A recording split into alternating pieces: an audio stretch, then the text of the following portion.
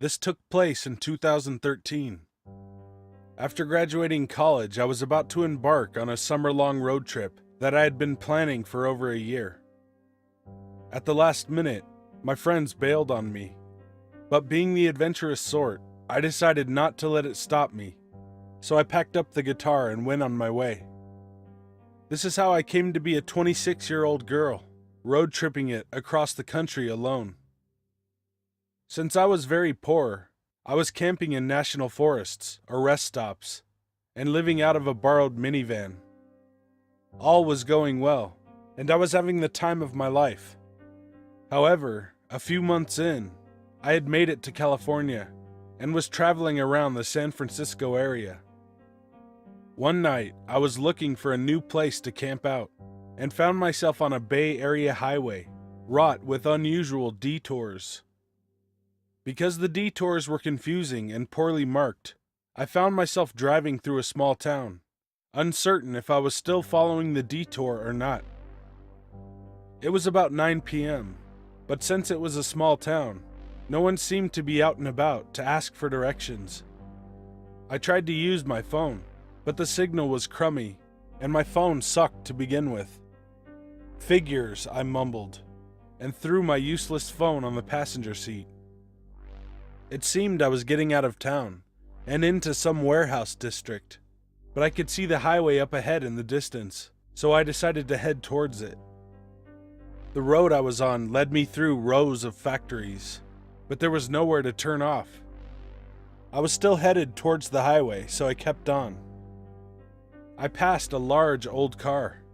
I don't know what kind it was, but it was one you'd call a boat. A very cool, classic car kind of thing, in the parking lot of a factory. When I passed, he switched on his headlights and pulled behind me. I honestly didn't think anything of it. I figured the poor guy was lost too, and followed me thinking I knew where I was going. I continue on for a while, and I finally reach where the highway passes over the road. Much to my dismay, I turned a corner into a gravel lot of sorts that dead-ended into a fence. There was no way to get onto the highway. This is where it gets creepy. The gravel area was about 2 lanes wide, but the large car pulled up behind me, directly in the middle, so I couldn't get around him. This raised an immediate red flag, but I tried to convince myself that he was just lost, and that him blocking me in was an accident. However, I did not want to get out of the van and ask him to move, so I began trying to come up with a plan. I pulled a little closer to the fence, as if trying to make a U-turn. I already knew there would not be enough room, but what he did next frightened me. As the nose of my van came up against the fence, he pulled closer too, but at an angle, blocking me even more. Now I knew he was up to no good, and now I could get a look at him. He had a baseball cap and a crazy ZZ Top-style beard. To give you a picture, I was in the right of the 2 lanes, with the crazy man blocking me to the left, and to my right was 3 cement pylons running the length of the lot, with spaces between them about as wide as a car. Here's where I take a bow to the gods of dumb luck, as I saw something in those pylons that most would not. You see, prior to this road trip, I had spent 8 years as a bus driver, and much of that time was spent training new drivers. One of the maneuvers on the commercial driving test in my state was called the backwards Serpentine. To pass, you had to back the bus through 3 cones, positioned in a straight line. Since the cones are only a bus width apart, not length, you must turn at exactly the right time to master this move. And it was very similar to what I was looking at now, although doing it with cones is a little different than a cement block. Because if I crashed, I would certainly not be able to drive out of there, and who knows what this man had in mind. I gunned it in reverse, keeping the maneuver I had taught so many in my head. Keep in mind, driving tests are graded on accuracy, not speed. So this was the first time I had ever had to do this fast. By the time I had made it around the second pylon, he realized what was happening. But because he had a big car and was pushed up against the fence, it took him a few wiggles to get turned around. By then, I had completed my maneuver and took the fuck off back down the road. He followed, but there was no way to know if he was chasing me or fleeing, as there was only one way in or out of this place. I was scared because I was still lost, and presumably this man knew the area if he had picked this spot to wait for lost tourists, so I wasn't out of the woods yet. Pumped full of adrenaline, I screamed out the open window, "You picked the wrong girl to play driving games with, motherfucker." I then heard a tiny robotic voice say, "No results for driving games, motherfucker." I was confused for a minute, then remembered the useless navigator on my phone. It had been flung to the floor of the passenger side during the ordeal, and I wasn't about to stop and grab it. So I started screaming, I-80, at the top of my lungs. Finally, the phone heard me and gave me directions back to the highway. I drove around the area, stopping at gas stations to observe the other vehicles getting off at least a few times to make sure I wasn't being followed. Luckily, it was a pretty distinctive car, but I still did this for over an hour before I felt safe enough to camp out. So creepy bearded man, let's not meet.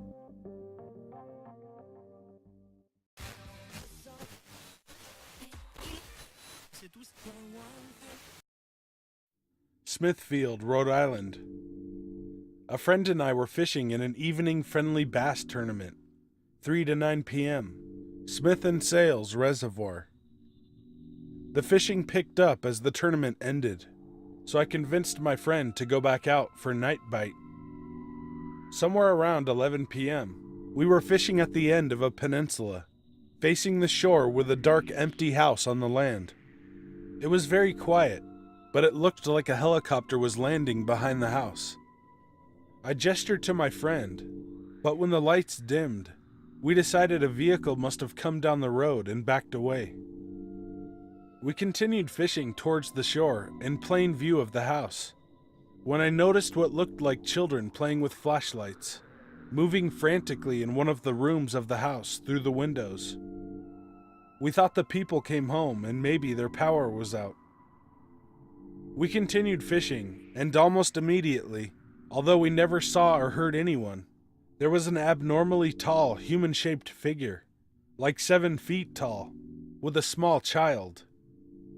The tall one looked like it was holding a flashlight, looking for frogs and such at the water's edge. The odd thing was the way they were illuminating, almost like glow in the dark. But we dismissed it as the flashlight reflecting off the water back at them. Just then we noticed about 15 to 20 glowing figures, all on the shore facing us, and all different sizes. We freaked out because there was never any noise this whole time, and we were close enough to have heard people walking through the brush near shore. Just as we were about to leave, the flashlight the tall figure was holding shined directly at our boat. My partner said, "Let's get out of here." As I was starting to set the choke and pull the cord of the small outboard motor, the flashlight levitated across the water. When the motor turned over and I put it into gear, I looked up, and the light was about 8 feet above our small boat. I never looked back, and it was a short 3-minute ride back to the boat ramp. We hurried, throwing the boat in the van. Then we got inside in shock. All the dogs around the lake were going crazy, and we hadn't heard a single one the entire night.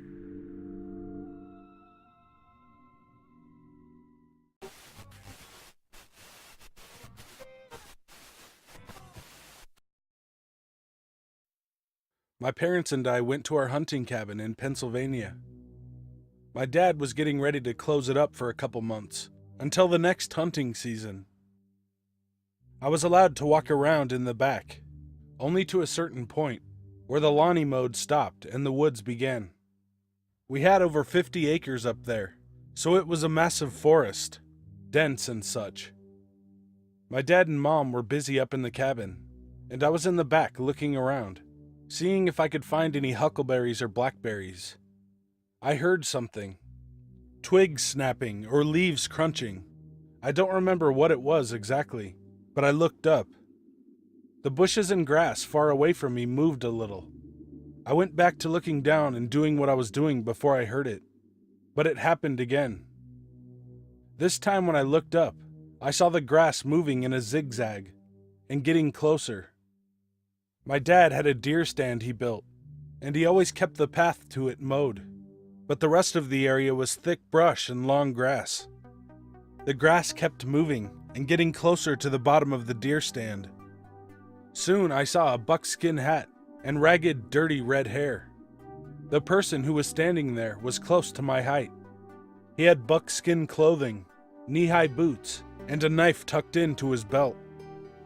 At this point, I'm going to mention I've only told about 6 people this story, partly because it's still crazy to think about, and because it isn't something I coped with very well. Anyways, I stood there and looked at him, and he stared back at me. I don't know how long it was. It seemed like a really long time. And then he smiled. His teeth were really tiny, like jagged and maybe broken. He took a few steps toward me and started to lunge. At that exact moment, my mom or my dad slammed our van door shut, and whatever this thing was stopped, spun around, and tore through the bush. He was fast, really fast. I went back to my parents and told them. My dad looked past me at the deer stand, and he said we were done here anyway, and to get in the van. We never talked about it again, but I was petrified of the woods, unless I had more than 1 or 2 people with me. When I was a teen, I confided in a friend who was into paranormal and weird stuff like I was. He shook his head a bit. I thought he didn't believe me, but he went to his bookshelf and pulled down a book that his grandmother had given him. It had various folklore in it, really weird stuff I hadn't heard of. He flips through and spins the book around, showing me roughly what it was I saw when I was little. It looked about 95% like what I had seen. It had a name, Shanru, one I searched for, and only found something online once, using variations of how it was spelled. Basically, from the folklore he told me, it kidnapped the children of field workers. The parents had to either leave their kids alone or bring them to the fields while they were working, so they would often be walking by themselves and doing whatever they could to pass the time.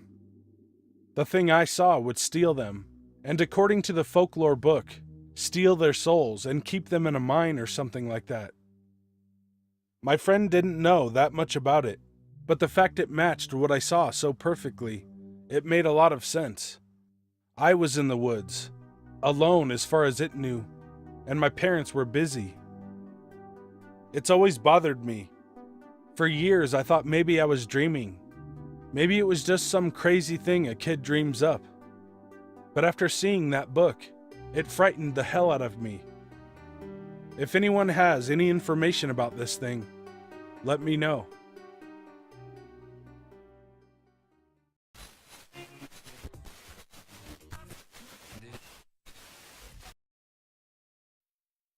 My cousins and I thought it would be a good idea to visit a ghost town that was located nearby. We had heard stories from other relatives, saying that they saw a woman and a daughter in a dress, standing or walking by the side of the road. Whenever they passed her, their cell phones would either die or completely lose signal, and one of my cousins said his car broke down right after passing her. 7 of us got into a big van and went to the ghost town to see if all the paranormal activity was true.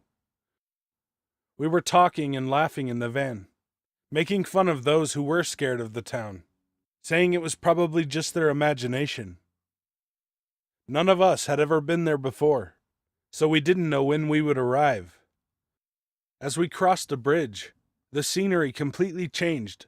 A huge fog appeared out of nowhere and covered the whole town and the bridge. The laughter in the van died out. We parked on a dirt road, on the outskirts of the town. We killed the engine and rolled up the windows. We just sat there, looking into the dark, empty houses. It felt as if they were full of ghosts, and that they were watching us, as if we had invaded their space. The atmosphere was so tense, and after 5 minutes of sitting there in the dark, the driver suddenly turned on the van and drove away. We all wondered why he left so suddenly, and we asked him, but he wouldn't answer us. He parked at a nearby gas station, and his face was extremely pale. He finally started talking, and said that he saw a little girl walking behind one of the houses, coming towards the van. He was so scared. In fact, he was still shaking. We went inside the gas station, and the cashier saw his pale face and asked if we had just come back from the ghost town. We told him that we did, and that our driver supposedly saw a little girl. The cashier then told us that he'd seen her too. He said that if we wanted to experience something really crazy, we should wash the car and go back. So we did. We washed it from top to bottom and dried it with paper towels. We agreed to switch drivers and headed back, but this time we drove into the center of the town and stopped. We sat in the van for 15 minutes, just looking out for signs of a girl or signs of activity in the houses. I can't even explain how tense the atmosphere was. There were 7 of us, all over 17 in the van, and we had to hold hands. It was weird, but everyone was so scared we couldn't help it. A few minutes later, I began to see a figure in the distance. It seemed like the little girl everyone was talking about, but something was odd. It didn't look like the girl was walking.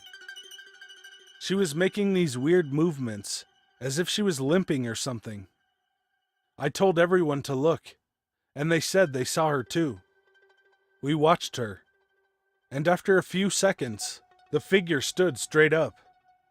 Right when she did, she disappeared into the blackness, and a loud bang hit the driver's side. The gravel beneath the van made sounds, as if someone was crawling under the car, and then we felt thumping under our feet. Then there were thumps all around us, the back window, the sides. We got the hell out of there. We went back to the gas station. Everyone got out, and we all saw it. On the driver's side mirror was a fresh handprint. I made my way to the back of the van, and there was a little footprint on the back bumper, along with a set of handprints on the back window. We were all freaked out. We took some paper towels and tried to wipe the prints away, but they just wouldn't come off. They didn't feel wet or anything, but they looked as if they were. Everyone was scared to get back in the van, but eventually we did, making sure not to drive the van directly to someone's house, because in our culture, something could have clung onto the van and followed us home. So we went to a nearby Walmart. We stayed in the store for about 45 minutes, but when we came out, the prints were still on the van. We called someone to pick us up and went back to get the van the next day. The prints eventually disappeared, and we drove it back to my cousin's house. I'm never going back to that ghost town again.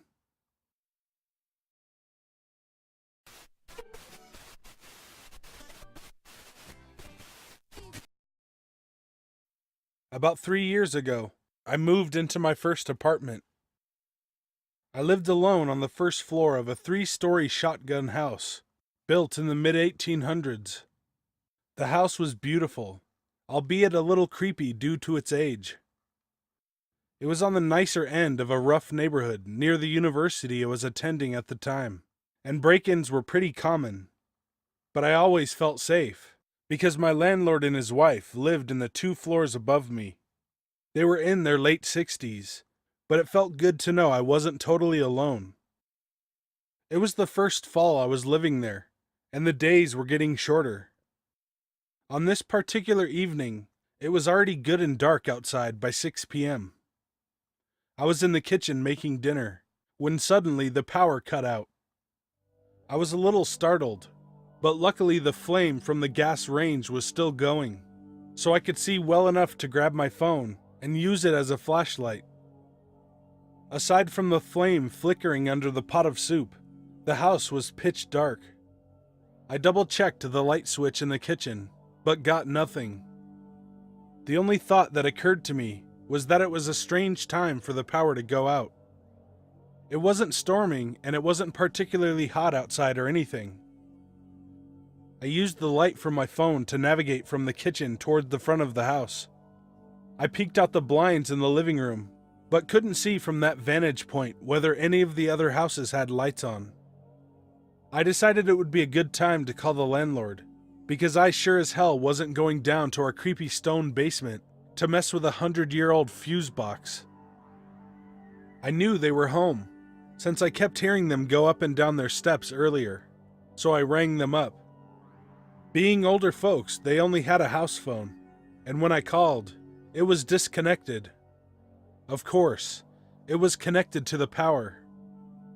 Still standing there in the pitch darkness, I wasn't quite sure what to do. I remembered the burner I left on and was headed back toward the kitchen when I heard their front door slam shut and heavy footsteps in the entryway that separated our apartments. Then I heard two men's muffled voices. You know that primal fear people talk about when something bad is about to happen to them? I felt it. Every hair on my body stood up.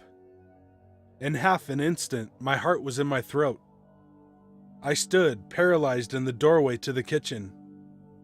Luckily, I snapped myself out of it and grabbed the closest weapon I could find, a bright pink chef's knife on the kitchen counter. I'm a small woman and certainly not strong. I had my doubts about whether I could fend off one intruder, but two? I crept as quietly as possible back toward the front door, clutching the knife in one hand and my phone in the other. I stood a couple feet from my door, and the men were still out in the entryway, talking. Their voices were rough-sounding, and definitely not from the area. "Well, do what you gotta do. I'll be waiting in the van," said one. With that, I heard the front door open and close.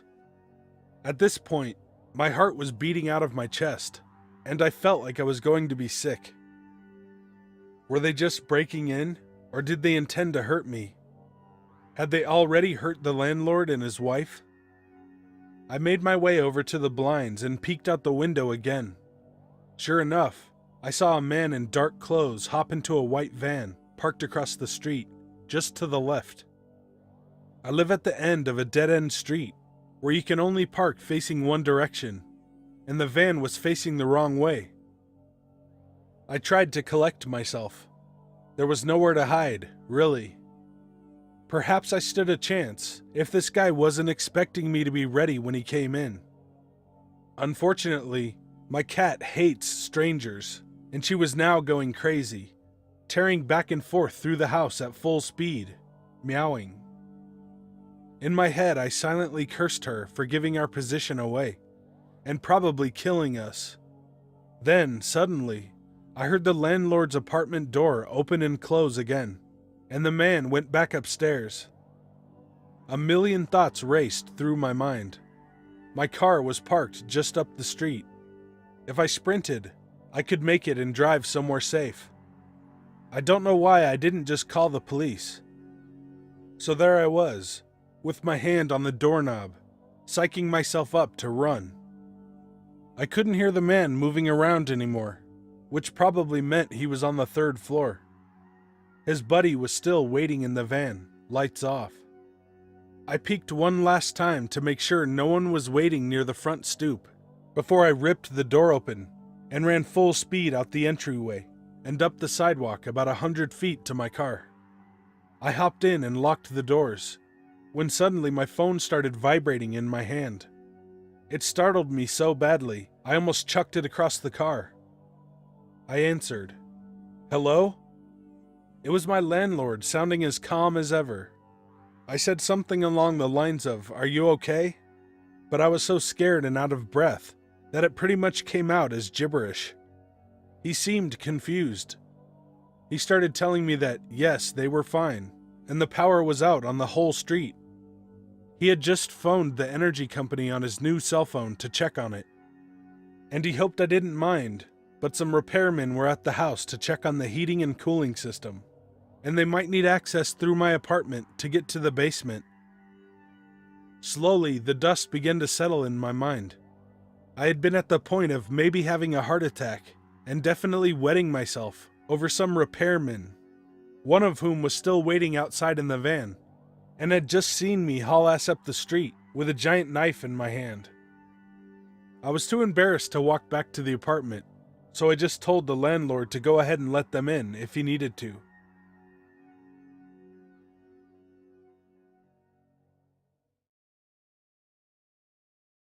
Hey guys and ladies, thanks for watching.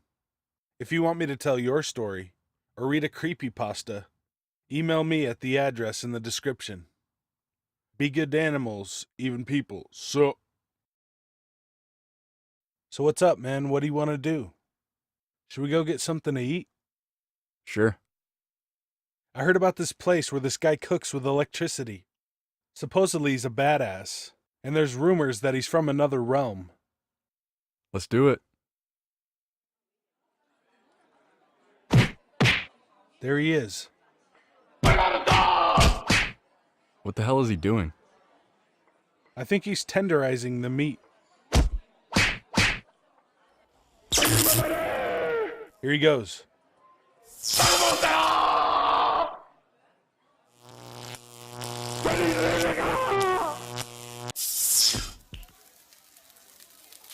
Wow, it looks really good. Alrighty, can I get you guys anything else tonight? No thanks. Toasty! Já, snemma, Bergsbus, Hrish. And so say sure. Hold on, wait for her to stop.